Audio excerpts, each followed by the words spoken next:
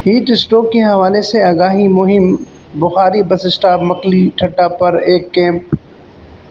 सरसों समाजी तंजीम सरसों और इको9 के मुश्तरका काविशों से लगाया गया, जहां लोगों को गर्मी और गर्म लू से बचाव के बारे में बताया गया।